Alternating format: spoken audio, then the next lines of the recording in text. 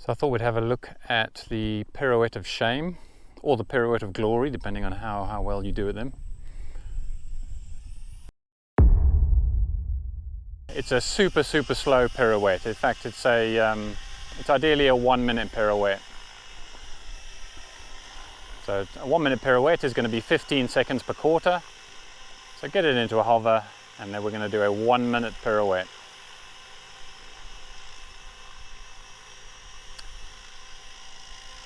Now you see as the wind starts bumping the model around, you'll be moving up and you'll be drifting around. If it does start drifting off, stop the rotation, bring it back, and then carry on. So if you go on any of the forums, I think this maneuver or this exercise has been around for a long time. It's always people are always telling each other what it does for your precision and how it makes you a better pilot. But you'll actually very rarely see people doing this or practicing this maneuver.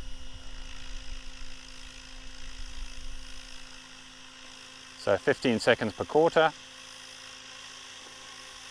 and if it starts moving around, stop the rotation and then carry on once it's stabilized. So this is doing a couple of things. I mean, first of all, this will really help you pick up your weaknesses. Often you'll find that as the model goes nose in or towards nose in, it starts moving around, and that just means that you are not as strong nose in as you are for the rest of the maneuver. So you know you've got a weakness. And the great thing about finding a weakness is that now you know it's a weakness and you can work on it.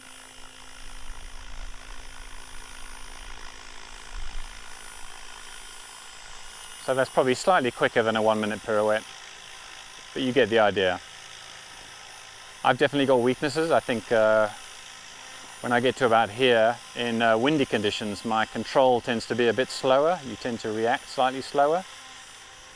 Let's just go inverted. We could do an inverted one. Yeah, so don't let the windy conditions put you off. Windy conditions are also great for practicing this exercise. And as I was saying, when the model starts moving around, it just means that you aren't moving quick enough, your reactions aren't quick enough, because you're unfamiliar with the model's attitude. And this you can fix.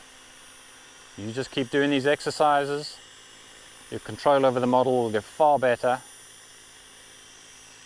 and you'll find that when you're in a position that is maybe not your favorite, you can almost feel your reactions getting quicker and your control getting quicker.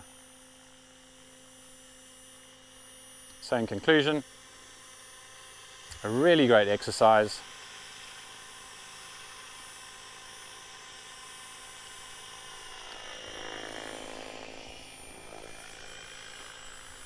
So until next time, good luck.